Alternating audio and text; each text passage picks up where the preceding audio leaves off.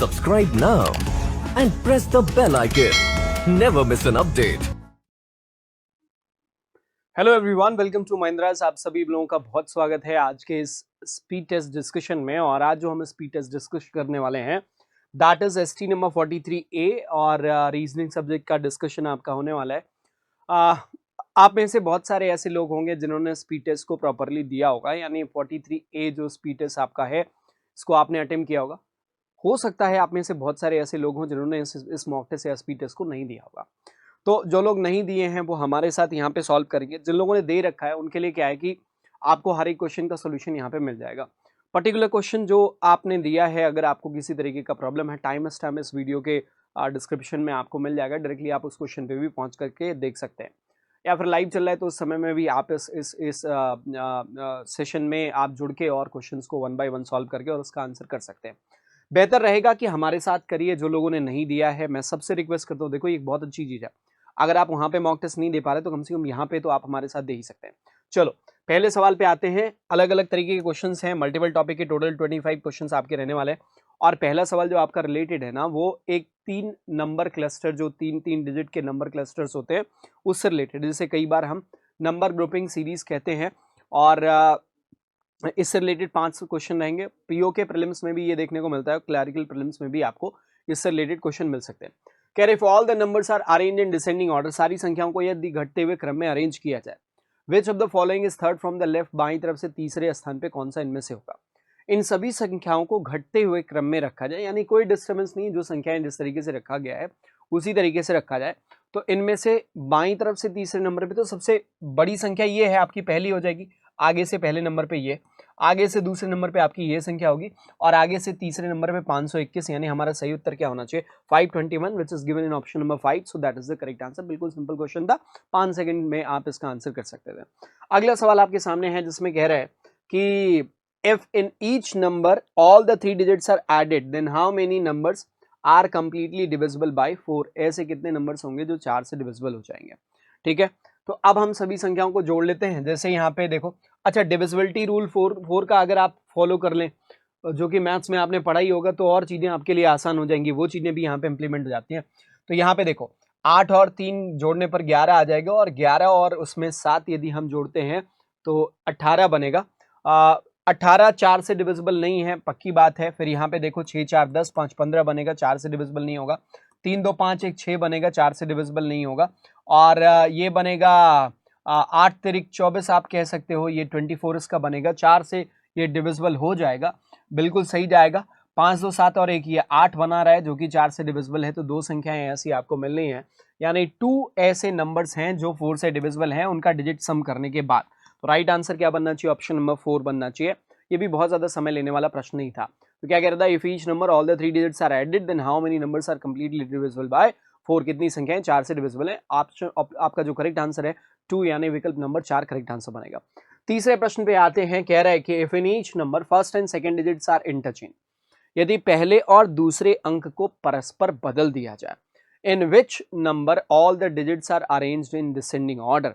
तो ऐसे में कौन सी संख्या होगी जिसमें सभी अंक जो है वो डिसेंडिंग ऑर्डर में रहेंगे। क्या कह रहे हैं, यदि प्रत्येक अंक में पहले और दूसरे अंक, प्रत्येक संख्या में पहले और दूसरे अंक आपस में बदल दिए जाएं, तो सभी अंक किस संख्या में होंगे, अवरोही क्रम में व्यवस्थित। यानी अवरोही क्रम में व्यवस्थित सारे अंक हो, ऐसा किस में आएगा। अवरोही मतलब ये होता है डिसेंडिंग ऑर्डर में, है ना, यानी सबसे आगे सबसे बड़ा वाला। तो आप इन दोनों को किसको इंटरचेंज करना है, फर्स्ट और सेकंड को। अब आप बोलोगे कि यहाँ पे 8 से स्टार्ट होगा, 8 के बाद, लेकिन यहाँ पे चूंकि 8 और 3 इंटरचेंज होंगे तो 8 के बाद 3 आ रहा है, जबकि यहाँ पे क्या होना चाहिए, 8 के बाद 7 आना चाहिए। तो ये डिसेंडिंग ऑर्डर में नहीं रहेगा, हटा दिया इसको हमने। 5 और 6 में यदि करें तो 5 आगे आ जाएगा, जबकि 6 आगे होना चाहिए। तो ये भी डिसेंडिंग ऑर्डर में नहीं रहेगा, 5 6 4 आ रहा होगा। इसमें 2 3 1 आ रहा होगा, ये भी डिसेंडिंग ऑर्डर में नहीं होगा, क्योंकि सबसे बड़ी संख्या 2 नहीं है, 2 सबसे आगे होना चाहिए, 3 सबसे आगे होना चाहिए, है ना। ये ऑलरेडी डिसेंडिंग ऑर्डर में है, पर वो डिस्टर्ब हो जाएगा अगर पहले दूसरे को इंटरचेंज करते हैं। यहाँ पे देखो 7 और 8 को इंटरचेंज करते हैं तो 7 से स्टार्ट होगा, 7 8 9 बनेगा। ये बिल्कुल जो है असेंडिंग ऑर्डर में आ रहा है, जबकि यहाँ पे आपको किस ऑर्डर में देखना है, डिसेंडिंग ऑर्डर में देखना है, यानी सबसे बड़ा वाला सबसे आगे होना चाहिए। यदि इन दोनों की बात करें 5 और 2, तो 2 आगे आएगा, फिर 5, यहाँ पे एक्चुअली 5 से स्टार्ट होना चाहिए था, तो नन बनेगा, यानी हमारा पांचवा विकल्प करेक्ट आंसर के रूप में हो जाना चाहिए। नेक्स्ट क्वेश्चन की बात करें, कह रहे how many such pairs of letters are there in the word. ये शब्द आपके सामने हैं जिनमें उतने ही अक्षर हैं जितने अंग्रेजी वर्णमाला में होते हैं, या अंग्रेजी वर्णमाला में जितने उनके बीच में पाए जाते हैं उतने ही। कहने का अर्थ सिर्फ ये है, जैसे मान लो ए है और डी है, ए और डी के बीच में बी और सी दो लेटर्स होते हैं, ठीक है। अब कोई वर्ड लिखा हुआ है जिसमें ए और डी के बीच में दो लेटर्स दिए गए, कौन से लेटर है कोई फर्क नहीं पड़ता, ठीक है, बी और सी होना जरूरी नहीं है, पर दो लेटर अगर है तो वो एक पेयर के रूप में काउंट किया जाएगा। और इसको काउंट करने का तरीका ये होता है, जैसे ए से स्टार्ट करो, ए बी सी, और यहाँ पे जब डी आप बोलते हो तो डी यहाँ पे मैच कर रहे हैं, यानी ये एक पेयर बन जाएगा। तो पढ़ के हम काउंट करते हैं कई बार कुछ लोग इसमें उनके प्लेस वैल्यूज को लिख के नंबर्स के साथ उसको काउंट करना पसंद करते हैं। अब यहाँ पे एक चीज जो देखनी जरूरी होती है कि कहीं फॉरवर्ड बैकवर्ड दोनों लिखा हुआ है, या केवल फॉरवर्ड चेक करने के लिए बोल रखा है, या केवल बैकवर्ड चेक करने के लिए बोल रखा है, तो वो भी चीज ध्यान रखना पड़ेगा। How many such pairs of letters are there in the word, ये आपके भीमराव अंबेडकर शब्द लिखा हुआ है, each of which has as many letters between them as they have in English alphabetical order. नहीं बताया गया कि फॉरवर्ड देखना है कि बैकवर्ड देखना है या दोनों देखना है, तो हमें दोनों देखना है। जब कुछ ना बताया गया हो तो दोनों देखेंगे। अब बी से स्टार्ट करते हैं, बी से C D E F G H I J K L M N O P, नहीं मिल रहा है, कोई मैच नहीं कर रहा है। एच से स्टार्ट करो, एच आई, एच से आई एक पेयर आपको तुरंत मिल गया। J K L M N O P Q R S T U, नहीं मिल रहा है कोई, और एच से इस तरफ भी, एच से आई यहां बनेगा। अब आपने एच और आई का एक पेयर निकाला है, तो एच से जब आप काउंट कर रहे थे तो आई से डिफॉल्ट काउंट हो गया। अब आई से आपको काउंट करने की जरूरत नहीं है, बैकवर्ड आई से जरूर देख सकते हैं। आई जे के नहीं मिल रहा है। एम से स्टार्ट करो, M N O P Q R S T U V W X, नहीं मिल रहा है। फिर इधर जाओगे, एम एन ओ पी नहीं मिलेगा। आर से S T U V W X Y Z, आगे जाने की जरूरत नहीं है। फिर आर से इधर एस टी, आर से सारे लेटर्स छोटे हैं तो वैसे भी चेक ना करो। ए से देखो, A B C D E F G, देखो फिर से ए से बी सी डी ई यहां पे पढ़ रहा है, यहां ई नहीं है। एफ जी एच आई जे नहीं मिल रहा है। फिर यहां से देखेंगे, इस तरफ चलेंगे, B C D E F G नहीं मिल रहा है। ओ से P Q R S T, वैसे भी देखो ओ के इस तरफ सारे लेटर्स ओ से छोटे वाले हैं, तो कोई मतलब नहीं है चेक करने का। बड़े लेटर्स होते चेक होता, इधर भी ओ से सारे लेटर छोटे हैं तो हम नहीं चेक करेंगे। ओ से ए देख लो, पी क्यू यहाँ पे, आर यहाँ पे दिया होता तो ओ से पी क्यू यहाँ पे आना चाहिए, क्यू नहीं दिया हुआ, आगे चेक नहीं करेंगे। ए से फिर से देखो, B C D E F G H नहीं मिल रहा। फिर इस ए से इधर चलेंगे, B C D E F G H नहीं मिल रहा। एम से देखें, एम से N O P Q R S नहीं मिल रहा। इधर से चलो, एन ओ, एम से ओ एक मिल गया, ये P Q R S T U नहीं मिल रहा। फिर बी से सी डी ई एफ जी, है ना, बी से सी डी, जब बी से यहां गए तो डी मिल गया, सी यहां पे, डी यहां पे, डी यहां पे मैच कर रहा है। ई एफ जी नहीं मिल रहा। बी से इधर चलो, C D E F G H I, यहां पे आई मिल रहा है। बी से देखो एक और मिल गया, यहां से आई, सॉरी ये इस जगह पे, बी से C D E F G H और इस जगह पे आई, यानी एक आपको और मिला, वो कौन सा है, बी से आई वाला है। मैं फिर से इसको बना दे रहा हूं ताकि आपको क्लियर विजिबल हो। बी से इस तरफ यहां पे आई एक पेयर मिल गया, तो एक आपको मिला, दो मिला, तीन मिला, चार मिला।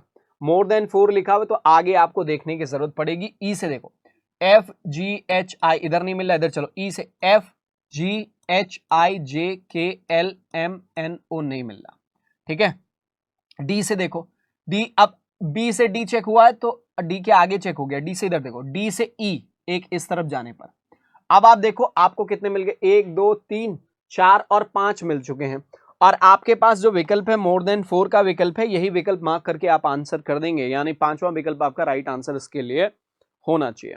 अगले प्रश्न पे आते हैं, what should come in the place of question mark in the alphabetical series. ये एक अंग्रेजी वर्णमाला की सीरीज दी हुई है, ए वाई एफ टी, है ना, तो क्या है, ए लिखा हुआ है, फिर एफ लिखा हुआ है, के लिखा हुआ है, पहला ऑब्जर्व करो, पी लिखा हुआ है, नेक्स्ट क्या होना चाहिए, ए 1 होता है, एफ 6 होता है, 5 जोड़ के, एफ 6 होता है, 5 जोड़ोगे 11 यानी के होगा, के से 5 जोड़ने पर 11 5 16 यानी पी बनेगा।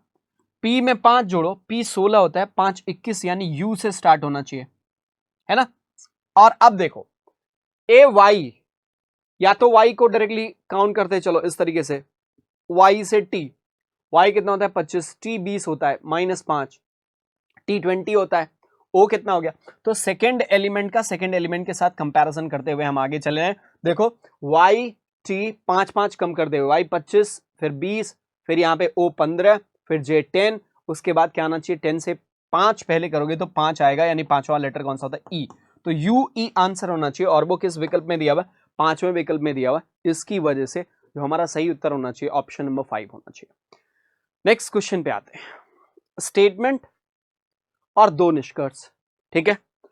इनइक्वालिटी से संबंधित सवाल है, बिल्कुल आसान प्रश्न है, आराम से आप इसका उत्तर कर सकते हैं। एक बार के लिए आप स्वयं से देखो और इसका आंसर करने की कोशिश करो, फिर हम इसका एक्सप्लेनेशन देखेंगे। देखो एल और एम का कंपैरिजन है, एल और पी का, एल यहां से पी यहां से। आप देखो पहली चीज जो ऑब्जर्व करनी होती है क्रम, इनइक्वालिटी सिंबल्स का क्रम, ग्रेटर ग्रेटर ग्रेटर। अगर इनका क्रम सही है ना, तब आपको ये ऑब्जर्व करना होता है सिंगल या डबल, इनके बीच में क्या कोई सिंगल साइन, क्रम तो सही है और सिंगल साइन मौजूद है, ये सिंगल साइन एल को बड़ा बता रहा है, वही दे रखा है, तो पहला कंक्लूजन सही हो गया। यदि आप सेकंड की बात करो एम और पी की, तो एम इस जगह पे, पी इस जगह पे, अब यहां पे भी वही क्रम सही है और सिंगल साइन आ रहा है, तो फिर सिंगल ही आएगा, और ये सिंगल एम को बड़ा बता रहा है, ये भी सही हो गया, यानी both conclusion 1 and 2 are true. तीसरा विकल्प आपका सही उत्तर हो जाना चाहिए। चलो अगले प्रश्न पे आते हैं, question number 7,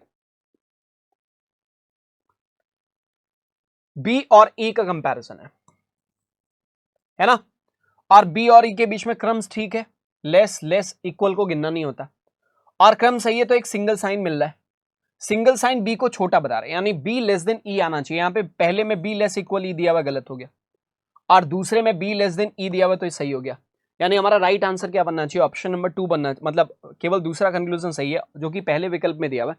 so right answer is to be option number 1 which says conclusion number 2 is correct, ठीक है, केवल दूसरा कंक्लूजन सही हो जाएगा। अगले पे आ जाओ, ये स्टेटमेंट आपके सामने दिया हुआ है और ये दो कंक्लूजन आपके सामने दे रखे हैं, ठीक है, statement and followed by 2 different conclusions. तो क्विकली आप चेक करो और इसका आंसर बताओ। अभी आप सभी लोगों को क्या करना है, कमेंट बॉक्स में इसके लिए आंसर करना है। कहां करना है, कमेंट बॉक्स में आंसर करना है। देखो एच और आई का कंपैरिजन है, तो एच से आई जाने का रास्ता क्या है, एच से आप जे जाओ और जे से आई जाओ, क्या दिख रहा है, एच लेस देन जे और जे ग्रेटर देन आई है, एच छोटा है जे से और जे बड़ा है आई से, तो उल्टी बात हो गई है ना, और उल्टी बात होने पर अकेला कंक्लूजन कोई भी दिया गया होगा गलत हो जाएगा, ठीक।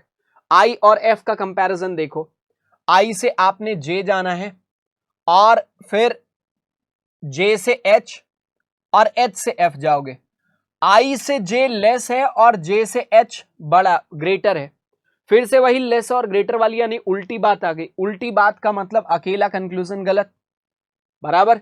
तो आई और एफ का कंक्लूजन आपका फिर से गलत हो, यानी ना तो पहला कंक्लूजन ना दूसरा कंक्लूजन, जो कि चौथे विकल्प में कहा है, neither conclusion 1 nor conclusion number 2 is true, वही सही आंसर बन जाएगा चौथा विकल्प। अगले क्वेश्चन नंबर 9 पे आते हैं। यहां पे देखो एम और जेड का कंपैरिजन है पहले में, और दूसरे में एन और पी का कंपैरिजन दिया गया है, ओके। तो एम और जेड का कंपैरिजन यदि आपको देखना है तो यहां से यहां पे ऑब्जर्व करो, सारे सिंबल्स का क्रम क्या दिख रहा है बच्चे, आपको एक ही तरफ दिख रहा है, और इसमें एक सिंगल साइन भी दिया हुआ है, ये सिंगल साइन किसकी तरफ खुल रहा है, एम की तरफ, यानी एम ग्रेटर जेड आना चाहिए। यहां पे डबल साइन एम और जेड के बीच में दिया है, तो पहले तो ये गलत हो गया। दूसरा एन और पी का कंपैरिजन देखें, एन से पी, यहां से डायरेक्टली देखो, यहां से यहां तक कंपैरिजन है। पहला चीज सिंबल्स का क्रम देखो, यहां पे ग्रेटर ग्रेटर ग्रेटर ग्रेटर, सारा क्रम सही है, क्रम सही तो सिंगल साइन, एक सिंगल साइन, कम से कम एक भी सिंगल साइन आ गया तो कंक्लूजन में सिंगल ही आएगा, और यहां सिंगल साइन मिल रहा है, वो सिंगल साइन किसको बड़ा बता रहे हैं, पी की तरफ खुला हुआ है, यानी पी को ग्रेटर बता रहे हैं जेड से, या पी को ग्रेटर बता रहे हैं एन से, है ना। तो यहाँ पे वही दे रखा है, P is greater than N, दूसरा कंक्लूजन आपका सही हो जाएगा, और ऐसे में विकल्प नंबर 1 आपका करेक्ट आंसर के रूप में होना चाहिए। 10वें सवाल पे आते हैं। यहाँ पे देखो ए और जी का कंपैरिजन है, तो ए से यदि हम जी तक की बात करें ना, तो सारे सिंबल्स का क्रम ठीक है, जब क्रम सही है ना, तो फिर आपको देखना है सिंगल या डबल। अब आप बोलोगे यहाँ पे सिंगल साइन दे रखा है, कम से कम एक सिंगल है, वो सिंगल ए की तरफ खुला हुआ है, यानी ए को बड़ा बता रहे किससे, जी से। यहाँ पे वही ए की तरफ खुला हुआ है, ए को जी से बड़ा बता रहे, पहला कंक्लूजन सही हो गया। फिर दूसरे की बात करें, ए और एच का कंपैरिजन है यहाँ से यहाँ पे, और ए और एच के बीच में भी देखो फिर से वही सिंगल साइन ग्रेटर वाला, सारे सिंबल क्रम सही है, इक्वल को गिनना ही नहीं होता है। आप चाहो तो ऐसे कर सकते हो कि बी की जगह एच मान लो, बराबर है दोनों, तो ए ग्रेटर एच आ जाएगा, वही दिया हुआ है, सही हो गया, दोनों ही कंक्लूजन सही है। तीसरा विकल्प आपका राइट आंसर के रूप में होना चाहिए। आया समझ? चलो अब हम आते हैं अगले क्वेश्चन की तरफ, जो कि हमारा है एक पजल से रिलेटेड, जो कि एक सर्कुलर टेबल की पजल है। ये एक बढ़िया सवाल है, मैं आप सभी लोगों से बोलूंगा इस क्वेश्चन को करने के लिए थोड़ा सा समय लीजिए, और इस क्वेश्चन को करने के लिए आपको मैं देता हूं 1 मिनट का समय। ठीक है, 1 मिनट का टाइम आपका स्टार्ट कर रहा हूं, 1 मिनट के बाद फिर हम लोग इसका एक्सप्लेनेशन देखेंगे। चलिए सॉल्व करते रहिए।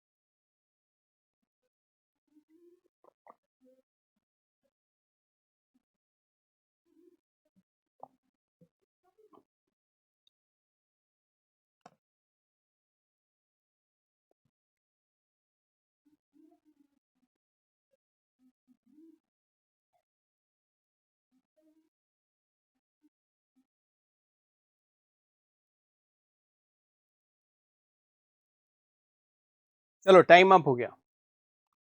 8% PQRST UVW are sitting around a circular table, not necessarily in the same order. और कह रहे 4% are facing towards center while rest are facing outside. 4 centre, 8 लोग हैं, 4 सेंटर हैं तो 4 बाहर की तरफ देखेंगे। ठीक है, not more than 2% sitting adjacent to each other are facing in the same direction.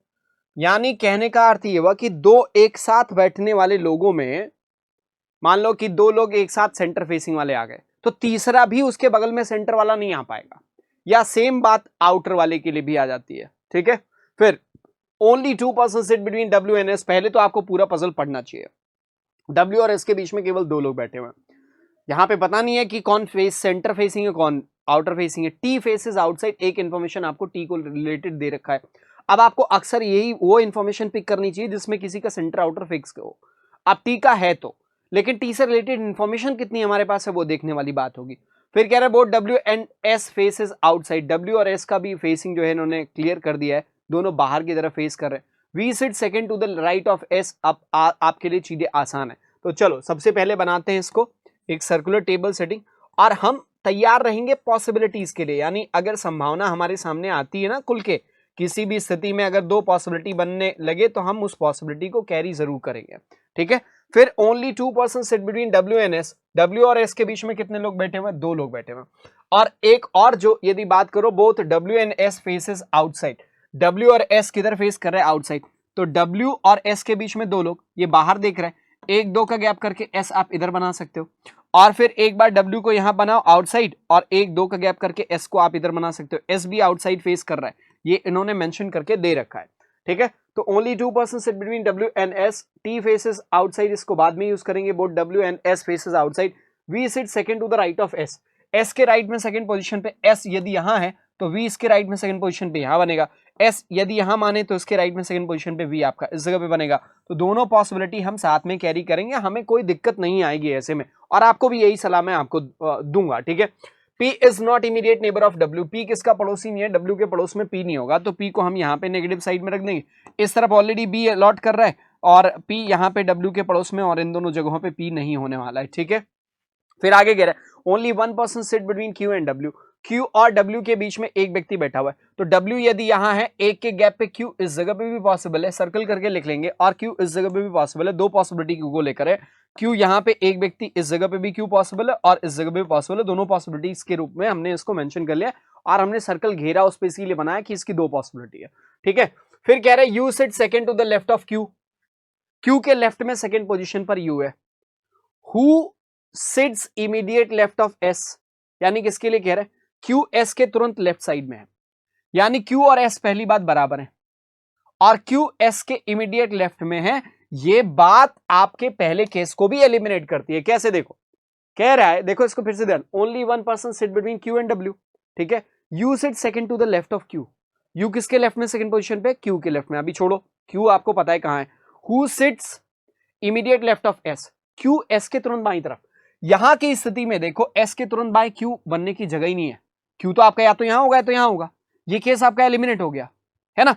इस वाले में क्यू इमीडिएट लेफ्ट में एस के हो सकता है अगर क्यू को हम यहां माने, तो इसका मतलब स्पष्ट हो गया, क्यू यहां से हटाइए और क्यू को इस जगह पे फिक्स कर दीजिए, तो क्लियर सी बात है क्यू इमीडिएट लेफ्ट आएगा एस के। और जब क्यू बन गया, U set second to the left of Q, Q के लेफ्ट में सेकंड पोजीशन पर। सवाल यह है कि क्यू का फेसिंग किधर है, ये अगर आउटर फेसिंग मानोगे ना, अब हम दोनों कंसीडर करके चल रहे, एक बार क्यू को आउटर मानो तो इसका लेफ्ट सेकंड फर्स्ट सेकंड यहां पे बनेगा, यहां पे तो डब्ल्यू है, यू के लिए जगह ही नहीं है, इसका मतलब क्यू आउटर नहीं होगा, क्यू कंफर्म है सेंटर फेसिंग होगा और इसका लेफ्ट सेकंड यू इस जगह पे बनना चाहिए, ठीक है। तो हमने यहां पे यू को बना दिया। फिर क्या कह रहे हैं, T is not immediate neighbour of Q, T किसका पड़ोसी नहीं है, क्यू का पड़ोसी नहीं है, यानी इस जगह पे टी नहीं होगा क्यू के पड़ोस में, तो T is not immediate neighbour of, T seats third right of you, you के राइट में थर्ड पोजीशन पे, यानी यू से 2 के अंतर पे। थर्ड राइट का मतलब क्या हुआ, 2 का अंतर, ध्यान रहे, फोर्थ राइट बोले तो 3 का अंतर, राइट या लेफ्ट जो भी बोले 3 का अंतर, तो यहां पे थर्ड राइट की बात कर रहा है, इसका मतलब 2 के अंतर पे, तो u से 2 के अंतर पे t मिलेगा। अब u से 2 के अंतर पे t यहां हो सकता है या यहां होगा, यहां पे तो मना ही कर दिया गया क्योंकि पड़ोस में t नहीं होगा, तो t आपका इस जगह पे कंफर्म है। और जैसा इन्होंने कहा है t से थर्ड राइट ऑफ u, और ये बात डिसाइड कर देगी कि u का फेसिंग किधर है, यहां u को आपको आउटर बनाना पड़ेगा, तब t उसके राइट में फर्स्ट सेकंड और थर्ड यहां पे आएगा। अगर आप u को सेंटर बनाते हैं तो फर्स्ट सेकंड थर्ड t को फिर आपको यहां रखना पड़ता है, जो कि संभव ही नहीं है क्योंकि q के पड़ोस में t नहीं आएगा। अब p आपको पता है इन दोनों जगहों पे p होगा नहीं, तो p आपका कहां चला जाएगा, इन दोनों जगहों पे p अगर नहीं होगा यानी ये जगह ब्लॉक है p के लिए एक ही विकल्प आपका यहां पे। और फिर t के बारे में बोला गया था t फेसेस आउटसाइड, t किधर देख रहा है, बाहर की तरफ देख रहा है, क्लियर। एक व्यक्ति कोई बच रहा है, वो कौन है, p हो गया, q हो गया, r बच रहा है, यानी r निश्चित रूप से इस जगह पे आना चाहिए। और जब आप r को इस जगह पे प्लेस कर देते हो ना, अब बारी आती है फेसिंग डिसाइड करने की। देखो यहां 2 व्यक्ति एक साथ बाहर की तरफ देख रहे हैं, तो इसका मतलब ये व्यक्ति पक्का सेंटर की तरफ देखेगा, v किधर देखेगा, कंफर्म है सेंटर, क्योंकि 2 व्यक्ति से ज्यादा एक ही तरफ देखने वाले बैक टू बैक नहीं हो सकते।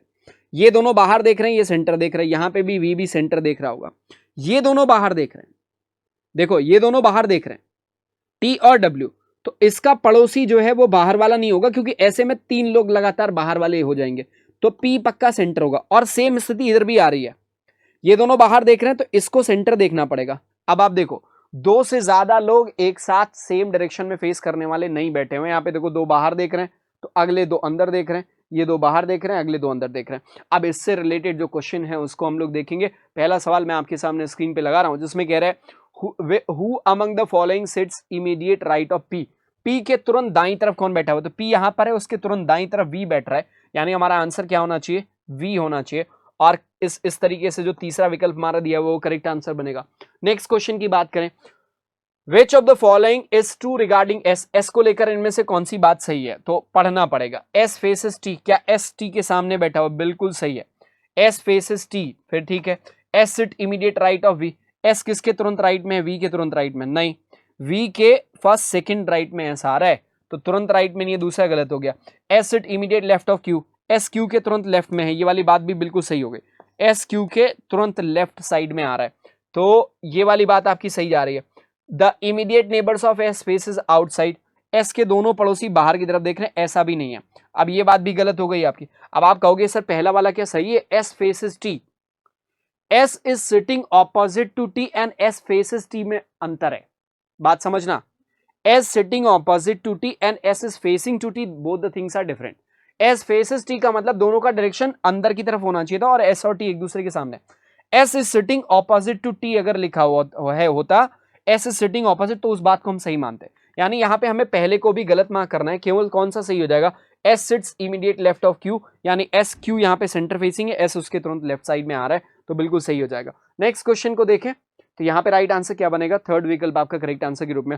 Who among the following faces Q, Q को इनमें कौन फेस कर रहे हैं, तो क्यू को फेस करने वाला पी होगा। देखो क्यू सेंटर है, पी बी सेंटर है, उसके सामने बैठा हुआ है, तो पी आंसर होगा। Option number 1 is the correct answer. 4 of the following 5 are alike, 4 एक समान। P W Q U S R, P W Q U S R Q U, तो P W Q U S R, ठीक है, सभी में एक का gap है। अगला देखो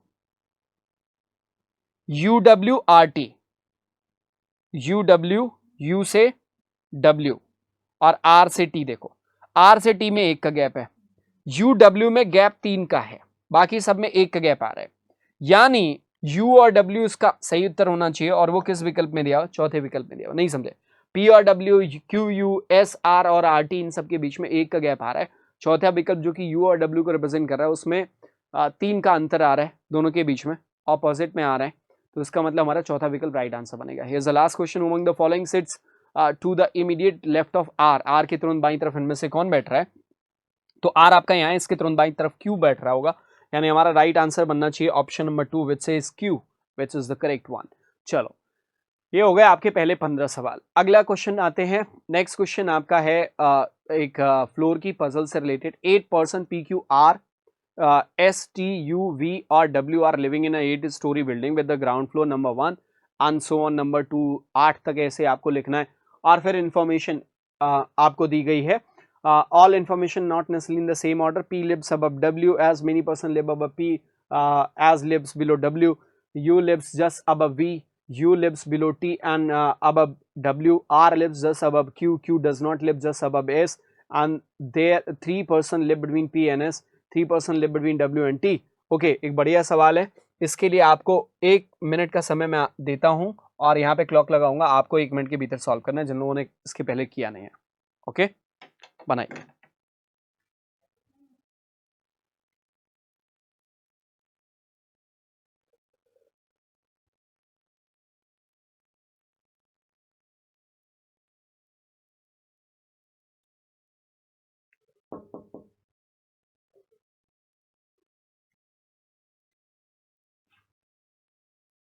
बोलिए, सही है, बन रहे, ओके ठीक है। 8 person P Q R S T, 30 second और आपके पास इसको बनाने के लिए।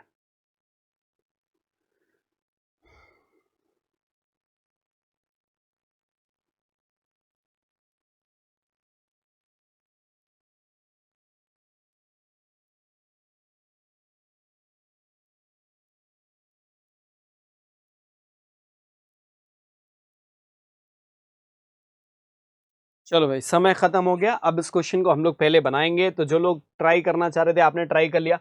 8 पर्सन, 8 स्टोरी बिल्डिंग है, 8 7 6 5 4 3 2 and 1।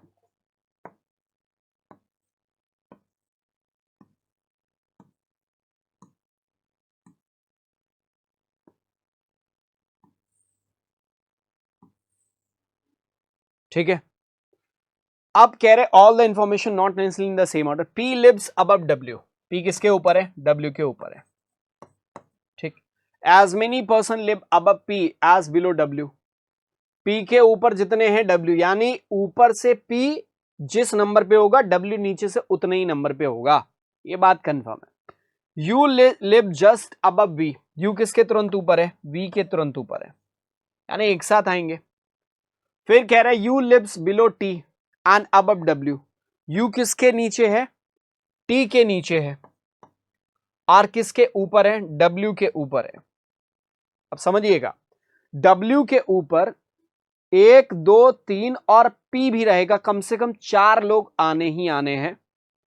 आगे देखो क्या कह रहे हैं, R lives just above Q, R किसके तुरंत ऊपर है, क्यू के तुरंत ऊपर है, R lives just above Q, यानी 2 स्थान आपको आर और क्यू के लिए एक साथ चाहिए, वी और यू के लिए एक साथ ऐसी जगह चाहिए। Q does not live just above S, Q S के तुरंत ऊपर नहीं है, यानी इसके बगल में एस नहीं आएगा, क्यू के पड़ोस में एस नहीं आना चाहिए, ठीक है। 3 person live between P N S, P और एस के बीच में 3 लोग हैं, ठीक है। अब पी और एस के बीच में 3 person live between W and T, और डब्ल्यू और टी के बीच में भी। तो ये एक तरीके से देखो तो ये बॉक्स की सी पजल जैसा दिख रहा है। क्यों? नंबर के साथ हम अलाइन ही नहीं कर पा रहे। क्यों? ऐसा ही है ना।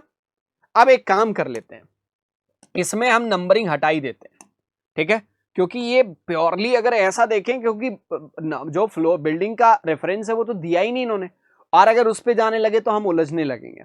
अब हम इसको फिर से स्टार्ट करेंगे सारी इंफॉर्मेशन को। P लिव्स अबव W, ठीक है, P को कहीं W के ऊपर रखना है, ठीक है, ऐसा बना लेते हैं। P lives above W, as many people, P और W, ठीक है। U lives just above V, U किसके तुरंत ऊपर है? V के तुरंत ऊपर है। और आगे देखो, U lives below T and above W, U किसके नीचे है? T के नीचे है और W के ऊपर है। Q lives below T and above W, ठीक है। फिर ये कहा गया था P lives below W, ठीक है। U lives just above V, V के तुरंत ऊपर U रह रहा है, यानी 1 2 3 4 5 का तो हिसाब बन ही गया बच्चे, 3। आगे देखो, R lives just above Q, R किसके तुरंत ऊपर है? Q के तुरंत ऊपर है, ठीक है। R किसके तुरंत ऊपर है? Q के तुरंत ऊपर है।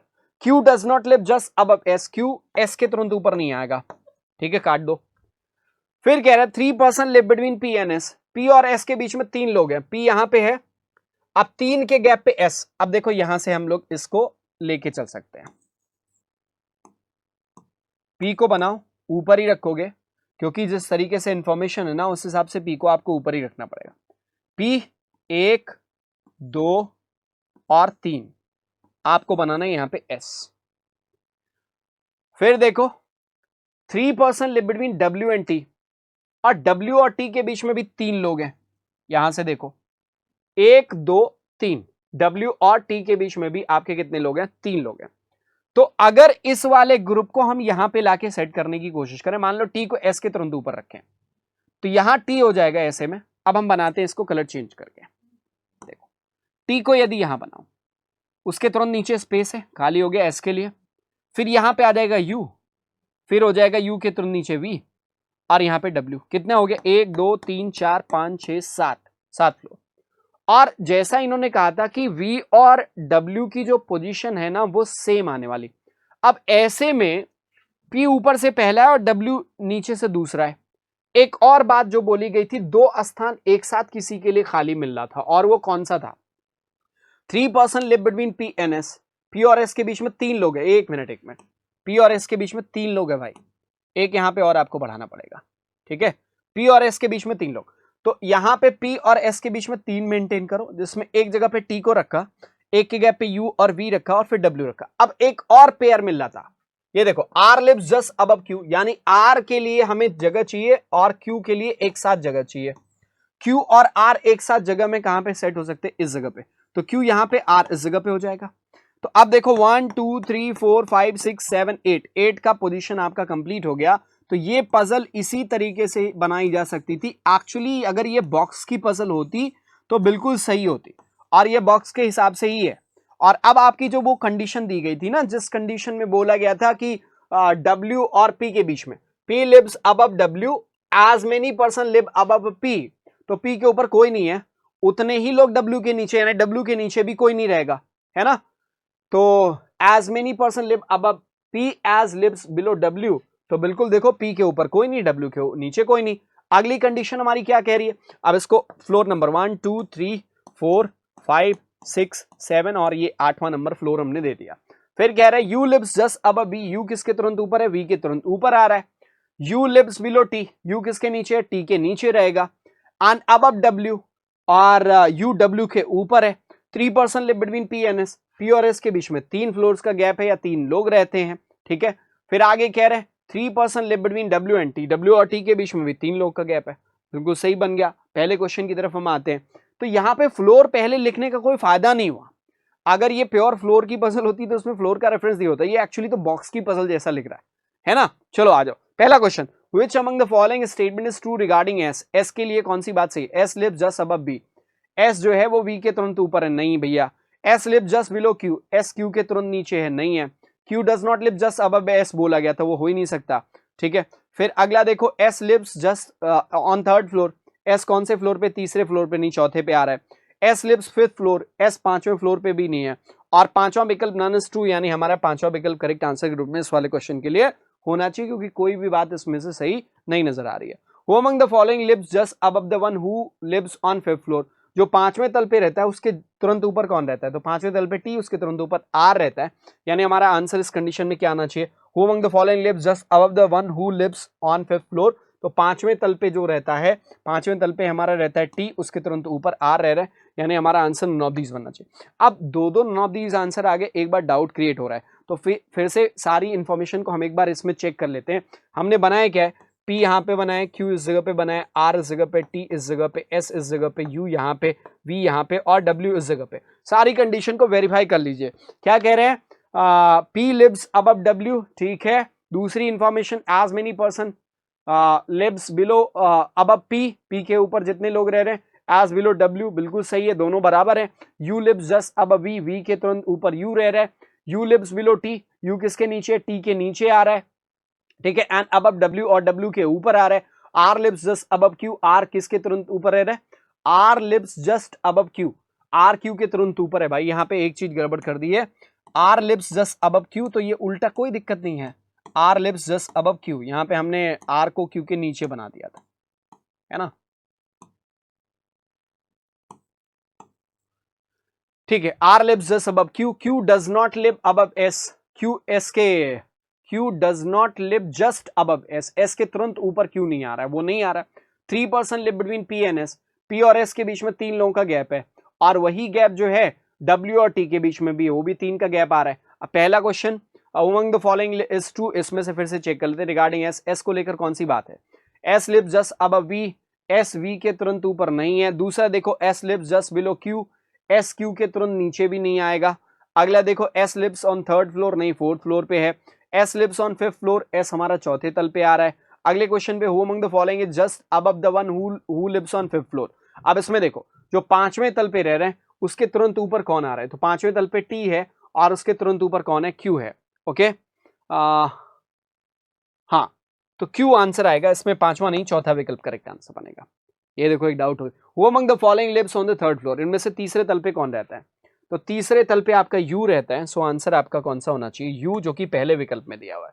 अगले क्वेश्चन पे आते हैं, 4 एक समान एक अलग, जो अलग उसका पता लगाना। PRRQ TV, PRRQ बराबर बराबर के QV, है ना। PRRQ और फिर उसके बाद था TVSU, TVSU। अब देखो टीवी में गैप है, SU में भी गैप नहीं है, और फिर लास्ट में हमारे ख्याल से VW था, V और W में भी गैप नहीं है ना। तो एक जो गैप मिल रहा है वो T और V में मिल रहा है। PRRQ इसमें कोई गैप नहीं है, फिर V और W में भी कोई गैप नहीं है, पर T और V में गैप है 2 का, तो T और V हमारा अलग हो जाता है, और यही वो कारण है जिसकी वजह से थर्ड विकल्प आपका करेक्ट आंसर बनना चाहिए। अगले प्रश्न पे आते हैं, how many person are living between P and U, P और U के मध्य में कितने लोग रह रहे हैं? तो P और U के मध्य में, P यहाँ पर है, U इस जगह पे 1 2 3 4 लोग रह रहे हैं। हमारा आंसर क्या होना चाहिए? 4 होना चाहिए, और जो कि चौथे विकल्प में दिया हुआ है, दैट्स द करेक्ट आंसर। आते हैं अगले क्वेश्चन पे, ठीक है। अगला क्वेश्चन, इसके बाद एक क्वेश्चन इसमें और है, अब उसका आंसर आप लोग कर लेंगे, गलती से आई थिंक मिस हो गया वो। चलो खैर, 21वां सवाल आपके पास, what is code for the word there. आप कोडिंग डिकोडिंग के कुछ क्वेश्चन है, इसके लिए आंसर करना है, what is the code for the word there. There शब्द के लिए इनमें से कोड कौन सा बनेगा? बिल्कुल सिंपल है, कोडिंग डिकोडिंग के ऐसे प्रश्नों को आप आसानी से हैंडल कर सकते हैं। एक मिनट, ये रहा,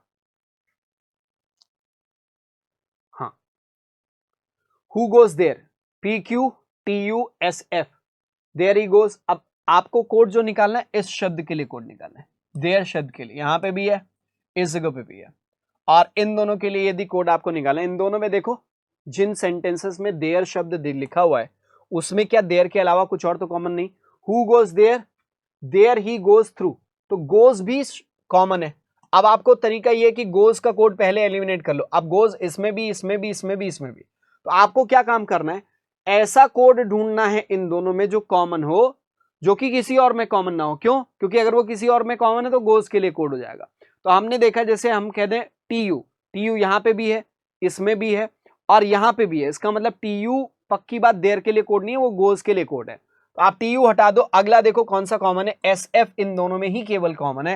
इसके लिए हमारा आंसर क्या बनना चाहिए, option number 1 SF is the correct answer. Which of the following word is coded as UJ, इनमें से किसको यूजे के रूप में कोड किया जाएगा। तो यूजे के रूप में कौन सा कोड होना चाहिए वह मैं आपको बताता हूं। देखो इसमें यूजे कहां दिया हुआ है, इस जगह पे है, और यूजे कहां है, यहां पे है, इसमें भी यूजे दे रखा है, इन तीनों सेंटेंसेस में यूजे दे रखा है। यानी एक ऐसा शब्द जो इन तीनों जगहों पे कॉमन हो, और वो शब्द कौन सा है।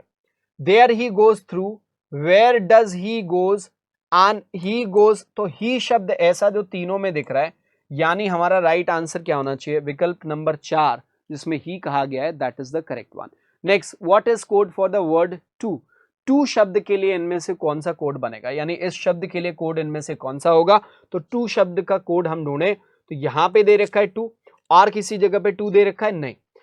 अब इसका तरीका यह है कि ये शब्द कहीं और यदि कॉमन नहीं है तो इसका कोड भी कहीं और कॉमन नहीं होगा, यही तो बात है, इसका कोड भी कहीं और कॉमन नहीं होगा। तो टू शब्द का कोड कहीं और कॉमन आपको नहीं मिलेगा। ही गोज टू नोवे, इसका मतलब इसका जो कोड है वो कहीं और नहीं। तो ऐसा कोड ढूंढे जो कहीं और ना हो, जैसे यूजे कहीं और है, पक्का टू के लिए नहीं होगा, टीयू कहीं और है, ये भी टू के लिए नहीं बनेगा। ओटी की बात करो, ओटी कहीं और नहीं दिख रहा, सीडी कहीं और है क्या, नहीं है। यानी अब दो मिलने, एक ओटी और सीडी, दो, इन दोनों में से कोई भी आंसर हो सकता है, और इसके लिए पांचवा विकल्प C and D is the correct one. चलो अगले क्वेश्चन पे आते हैं। थ्रू के लिए इनमें से कोड कौन सा बनेगा, what is the code for word through, through के लिए कोड कौन सा बनेगा। अब थ्रू कहां है, इस जगह पे है, और कहीं ये दे रखा है नहीं, तो अगर ये कहीं और नहीं, इसका कोड भी कहीं और नहीं होगा। ऐसा कोड ढूंढ ले जो कहीं और ना हो, जैसे एसएफ देखो कहीं और है, ये थ्रू के लिए कोड नहीं हो सकता। यूजे कहीं और है, ये नहीं हो सकता। टीयू कहीं और है, ये भी नहीं हो सकता।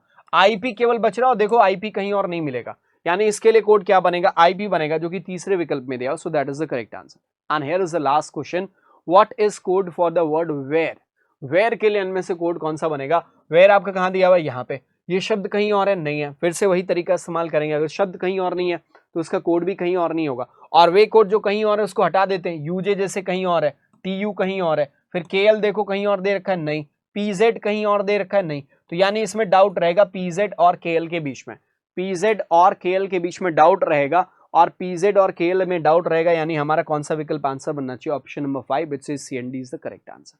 करेक्ट है। सो आज के इस स्पीड टेस्ट डिस्कशन में बस इतना ही। एक क्वेश्चन देखो यहाँ पे, ये क्वेश्चन उसी में 19वां 20वां क्वेश्चन लगाना शायद कुछ स्किप हो गया, और अच्छा दो, ये 19 नंबर है, ये 20th क्वेश्चन है, ठीक है, ये 20वां सवाल है, तो ध्यान रखना, दिस इज क्वेश्चन नंबर 20 है ना। तो ये 19वां था, ये 20वां क्वेश्चन था, ठीक। 21वां नंबरिंग कुछ गड़बड़ हो गई थी, 22वां 23वां 24वां और 25वां। दैट्स इट फॉर डे, आज के लिए बस इतना ही प्यारे बच्चों। Thank you so much everybody, bye bye and take care. खुश रहिए, ख्याल रखिए, मस्त रहिए, और जम के पढ़ाई करिए, और ईश्वर करे जल्दी से आप सफल हो जाइए। Thank you so much. Subscribe now and press the bell icon. Never miss an update.